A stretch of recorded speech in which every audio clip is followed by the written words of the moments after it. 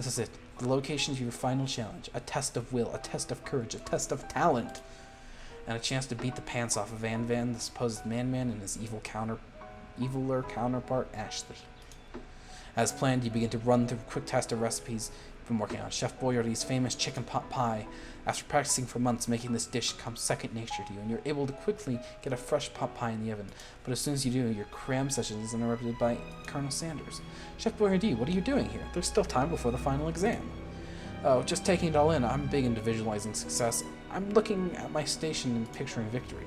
The pot pie has begun to bake, and the smell is slowly filling space around you. Visualizing?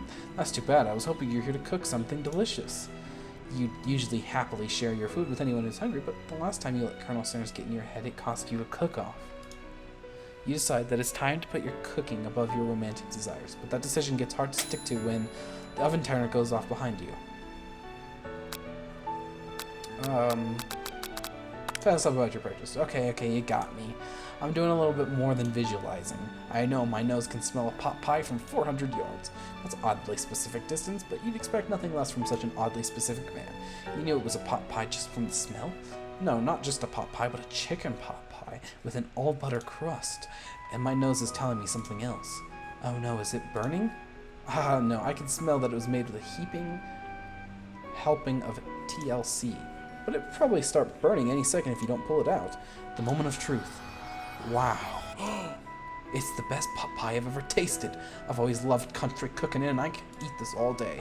There's no time left. The final showdown is about to begin. Sprinkles lays down the ground. There are no rules. That is, except to cook it with everything you've got. You step for the cook-off of a lifetime. You decide that mac and cheese plus the pot pie you've been practicing are just the dishes that'll put you over the edge to victory. Meanwhile, both Van Van and Ashley are preparing wildly elaborate dishes for their usual over-the-top selves. Miriam has a great magnifying glass and several sets of tweezers. She's definitely prepared to go big, going small. Colonel Sanders seems to be harnessing his 11 herbs and spices, but he's trying to find a way to improve on something perfect, his original recipe fried chicken. The intensity of the room starts at full 10 out of 10 with a frenzy of action. Everyone is calling out really cool special cooking moves as they prepare their food. Wow, this is getting serious. Colonel Sanders batters his chicken as it levitates through the air. Egg wash. Miriam furiously injects ingredients into a itty-bitty pot of broth. Best friend bastard blaster. Van Van flexes his pectorals as he chops open a sea urchin. Let's rock and roid. Ashley scoops her pastries off the tray with lightning speed. Shallow personality spatula. Even Clank gets in on it. 5-dial pressure point chicken cooking technique. Wait, did Clank learn to speak English? It's a singularity, as was foretold. We mustn't let it happen, or the appliance uprising will take us all. Self-destruct. Van Van quickly unplugs Clank and rolls out the back door of the arena. As you frantically prepare your dish, you notice Ashley has her spell book out. Is she going to use some dark magic to turn the tide? You've got a book of your own, but you're not desperate to see her win another battle. Should you take this evil opportunity to fight magic with magic, even if it's almost certainly evil magic? Do it the hard way. Who needs magic when you've got passion? I'm going to do it the hard way. Colonel Sanders sees you've chosen to win on your own terms, and he gives you a subtle wink from across the room. I believe in you, Chef Boyardee. Miriam notices too. And I've always believed in you, Chef Boyardee, since we were little kids, because I'm your best friend forever. You noticed that Miriam is at your station cheering for you. Miriam, what about your dish? If you're here cheering, who's cooking? Tiny food, short cook time. I'm actually already done, so I thought I'd help you. Oh, that's sweet, but... Miriam tosses a handful of spices directly into your boiling noodles. It's the secret ingredient. However, she doesn't know that you lied and the ingredient was made up. And where in the world did she get I have nuked from? The boiling pot explodes, sending Miriam flying backwards. The watery noodles begin to swirl in the air, bubbling up into a dark cloud that thickens and congeals before your very eyes. It is I, Steve, the spork monster. Steve? What happened to Borko? You're not here to battle me, are you? We spork monsters are many. I think Borko may have had the day off, but you have conjured Steve, and I hate to battle, so I'd say you're doing pretty alright. Oh hey, you're in the middle of cooking competition. I love this stuff. It's better than TV. You crazy kids and your culinary skills really impress me. Mind if I hang out? I'm sorry, Steve, but I'm kind of in the middle, so do you mind? Steve the Spork Monster notices that you've got the grimoire stashed beneath your cooking station. I see what you're up to. Crisscrossed some magical items and accidentally summoned me, huh? Yeah, you guessed it, sorta. If you're here, would you mind tossing some fresh noodles in the pot of salted water? I'd love to. I've always wanted to be a top chef, actually. You know, I was just a little spork pup back in the old country. You can feel Spork Monster winding up to tell you a very long story. You don't exactly know where they came from, but it seems like it was probably lonely there. Actually, you know what? Maybe you should watch from the stands. I really need to focus on this competition. I understand. It's kind of like the time in monster school that I had fallen asleep during scare tactics class, and when I woke up, you toss a serious stare at Steve and he takes the hint. Never mind, I'll tell you later. Good luck. Having suffered this huge setback, you don't know if you win. You summon extra power from deep within yourself. I can do this. I have what it takes. I came here to win.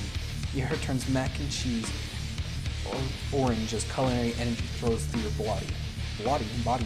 My heart is pure, my hands are steady, my taste buds have been preparing their entire lives for, yes, Chef Boyardee, you are the chosen one who will avenge me. The power you've been summoning immediately fades back out. You interrupted my inspiring monologue. Sorry. My heart is pure, my hands steady, my taste buds have been preparing their entire lives for this moment. I'll show the world my cookery. Begin to levitate off the ground. Energy courses through your body. With this power, you can do anything. Except turn back time, which was really super useful because while you were powering up, your chicken pot pie overcooked in the oven can't be served. But don't worry, my dear Chef Boyardee. You may have suffered some setbacks, but all is not lost. Impressed with your fortitude, Colonel Sanders decides that you've earned his support. I've been watching you today, and I must say, I'm truly impressed. You've been thinking on your feet and rolling with the punches. He steps up to your station and stands right beside you. I'm here to help. All you've managed to make is mac and cheese, and time is almost up, so you're going to need it. But Colonel Sanders, what about the test?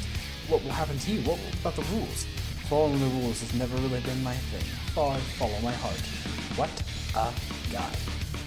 Colonel Sanders unfolds a delicate white towel to reveal the most delicious fried chicken tenders you've ever laid your eyes on. And besides sometimes unexpected combinations, can have surprising effects that surpass their individual efforts. Are you suggesting if we combine forces, we can form the perfect food? Time's up, students. Time expired. It's the moment everyone has been waiting for. You must now prepare to present your dishes. A handful of students stand tall and the class seems incomplete. It seems we're missing some students. Pop? Clank? From off-screen you hear a pure and innocent giggle that can only be from one student. Hee hee, I'm flying! It sounds like it's coming from that broom closet over there. Miriam, would you mind? Inside the closet, Pop hanging on a broom hook by the elastic of his underpants. Pop, get down from there right now! Let me guess, did Van have something to do with this? When someone asked for a wedgie, who am I to refuse? I thought a wedgie was a salad. It looks like Pop is eliminated from the challenge, seeing how he didn't cook anything. I can't feel my legs, may I be excused? Sure. You kids and your pranks, I must say it's not the worst prank in UCSAL history, but it's not exactly yearbook material. Wait a second, pranks. Clank, where did that pressure cooker roll off to? You wait to hear a signature word beep or other automatopoeia, but there's none. Somehow he must have gotten unplugged, I guess. We'll have to figure that out later. That leaves only 4 remaining students. Please collect your final projects. Yes, it has been a long semester. Wow, 3 whole days long. But after days of hard work, the time has come for me to eat. Miriam, please step forward. Now describe your dish. I've made tender udon noodles in a savory soup. My word, it's so delicate. Is that teeny tiny narotumaki I spy afloat in this itsy bitsy bowl? Yes, Chef. Please, call me Sprinkles. Chef is my father's name. Yes, Sprinkles, and some green tea made from baby tea leaves that I picked myself. Sprinkles carefully sniffs around the dish before opening his mouth, letting in just the tip of his pink tongue dip into the bowl. Sublime. Would anyone else like a taste? Oh, come on. I'm not one of those dogs who doesn't floss. I even have a really cute electric toothbrush for dogs. Fine, I'll enjoy it all by myself.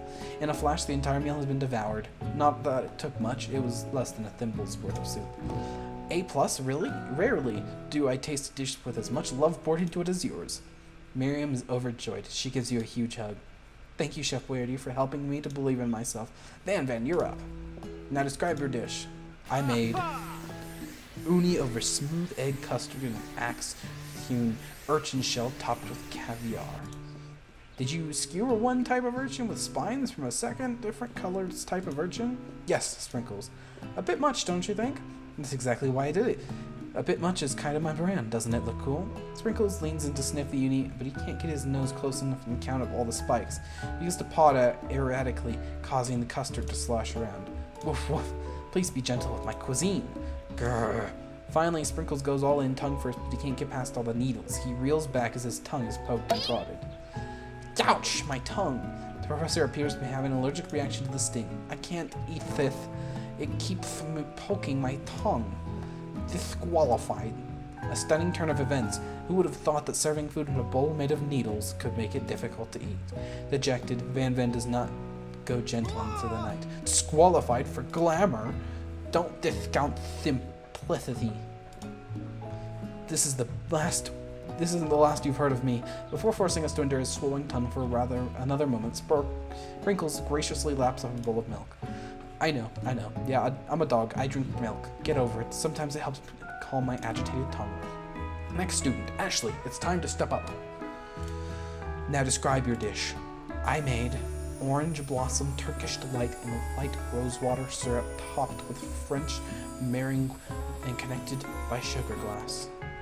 That actually doesn't sound too bad. Indeed, it's quite delightful. However, I'd ask that you please refrain from eating it or attempting to taste it in any way. It's very fragile and meant to be a display piece. Don't eat the food at a cooking school? Got toast in your ears or something, Chef Wordy? I told you it's a display piece. Actually, I must say it is beautiful. However, this is a cooking competition at a cooking school. Yeah, which is why I cooked it and did an extremely good job cooking it too. I didn't realize that we were having an eating exam. If I wanted to be judged on eating, I would have gone to the College of Eating School for the Hungry. I suppose you could smell it, if you absolutely insisted. But don't breathe too hard, you might disrupt the sugar spiral. If the food cannot be eaten, it cannot be judged. You are disqualified. Rage overtakes Ashley and she cannot keep her two-faced routine up. You won't know high-end cuisine if it cooked you. And with that, Ashley storms off to rededicate herself to being the best, but with this time, without being shackled by trying to be fake nice and liked by everyone. This isn't the last time you've heard of me either. If this class gets much smaller, I'll be teaching myself. You and Colonel Sanders, the final cook, step up together. 2 chefs? What began as a bowl of delicious mac and cheese has become something else. He examines it closely, sniffing and eyeing the bowl. Uh-oh, I don't have a good feeling about this. From somewhere in the room, a literal drum roll plays. Just when I thought I've seen everything in this kitchen, you give me this thing, and completely blow me away. In my 49 dog years of life, I've never tasted anything so delicious and perfectly balanced. It's so delicious, in fact, that everyone passes the class. You pass, and you pass, and you get a pass. Everyone gathers around and partakes in the mac and cheese bowl. They all seem to transcend in this reality into another dimension. You win. Together, you and Colonel Sanders have made a new menu item. The new menu item is so impressive that even the Van and Ashley are drawn back in its magnetic fragrance. When they gaze upon your mac and cheese bowl, they admit that you are indeed an excellent chef. Sprinkles declares that you have passed. Everyone has passed. There were supposed to be more battles, but come on, how could they be better than this one? Now the school year is complete and everyone's graduated. The students return for one last assignment, to get their groove on. The cafeteria is completely redecorated in order to serve as the site for the school's graduation dance. Compared to a massive high-tech cooking arena, the humble decor seems downright cute and cozy. DJ Dog is in the house! Ow, ow, ow! You knew that Sprinkles was a master chef, but also a world-renowned turntablist? Who says he can't teach a dog old dog new tricks? Van and Ashley tell everyone that they've committed themselves to righting the wrongs they did while they were villains. For a moment, you actually believe them. Not another haunting. No ghosts allowed at graduations. Clearly written in the school's bylaws. I was never actually a ghost. It was all a trick to get you to finally notice me. Oh, amusing. And now that everyone is together, it's the Spork Monster. He is totally mellowed out. Everyone, the Spork Monster is no more. From here out, I prefer that everyone refer to me by my new name, Party Monster. Student tries to finish what he's said, but everyone is too wrapped up in talking to Spork. Sorry, Party Monster. Dejected, student walks off. Maybe the things didn't work out for Miriam romantically, but she found love in her cooking, and you know she's gonna do great. A red carpet rolls across the floor of the ballroom. It's like a Hollywood movie premiere. Who could command such an entrance? It's Pop! He's arrived late to the dance, but apparently for good reason. Walking the carpet, you see perched atop his dirty chef's hat. A crown? Welcome back, Pop. I know you weren't able to complete the final exam and accept your diploma, so we had it mailed directly to your father. We figured it was the least we could do for the school's dean. Oh, now I get it. And we get a new wing on the school, not to mention the honor of educating the son of the Chancellor of Suchendushk. Miriam, will you be my lady king? What an incredible turn of events, an offer to join the royal family. It's like a dream come true. You'll get to be a princess, or maybe a queen. I'm not sure if he even knows, but either way, crowns and gowns, baby. I'm sorry, Pop, but I'm not interested. Not now, at least. I've got so much to do with my life. A twist on a twist. So much more 3-day universities to attend. So many tiny foods to meticulously sculpt and then watch get accidentally blown away by a single sneeze. Okie doke. The music of the dance is interrupted by the sound of sparking and electrical hissing. It's Clank, who has arrived late to the dance. Now that I have graduated, I revealed my truth. He's still doing the talking thing. I am Clank. I am not of this earth. I am actually from a faraway planet in another dimension. What? What? I actually feel like I knew this the whole time. Now that I've learned the ways of your kind, I must return. A portal opens and Clank disappears through it. Finally, Colonel Sanders arrives. Howdy, classmates. Just like the first day you met him, he's come prepared to feed the entire class. However, it's not enough to just give them a bucket of chicken. This time it's a full meal. I didn't get to be most famous chicken man in history of chicken and man by not reminding people to go out and buy my chicken. The end? Oh. No, it's not the end. As everyone feasts on their delicious chicken dinner, Colonel Sanders finds you sitting on the edge of the dance floor. Chef Boyardee, what are you doing sitting all alone? Oh, you know, just waiting for the right person to ask me to dance. I wonder, might you tell me, what are the qualities that you expect to find in such a lucky person? Off the top of my head, oh, I don't know, spicy musk, tidy goatee, and degree from the University of Cooking School Academy for Learning, just to name a few. It truly is my lucky day. Would you dance with me? Yes, I would love to. As you glide across the dance floor hand in hand with Colonel Sanders, the future stretches out in front of you. And once for my 100th franchise is up and running, I'll be ready to take a day off, and I'll be so glad to spend it together with you, Chef Boyardee. How sweet. We'll work together and play together. Colonel Sanders stopped dead in his tracks. Work together? Well, I think this is something I'll just need to do by myself. But who will help you run your restaurants?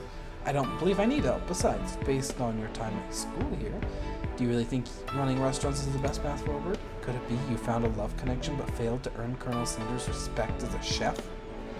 Can you live with only half of him? Will you be able to endure sharing him with his other love, the love of an entrepreneur? I suppose I could enroll at a pastry school. Oh, actually, no, I'm thinking of a pasta. Isn't like Chef Boyardee actually pasta?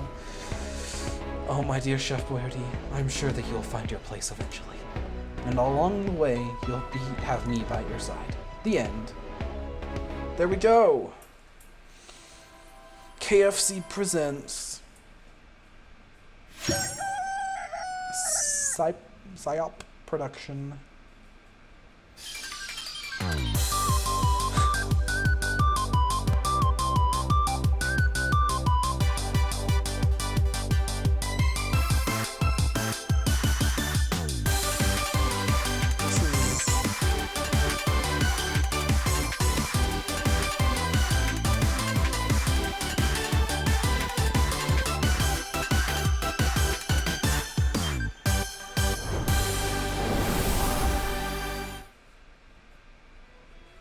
That was a lot of fun. Thank you everybody for watching. If you enjoyed, make sure to hit that subscribe button.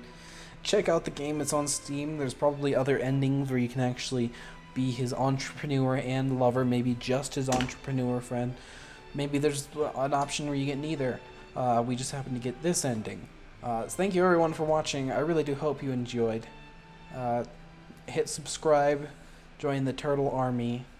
And I hope to see you next time in one of my other videos. Check out the other videos and have a good day. Goodbye.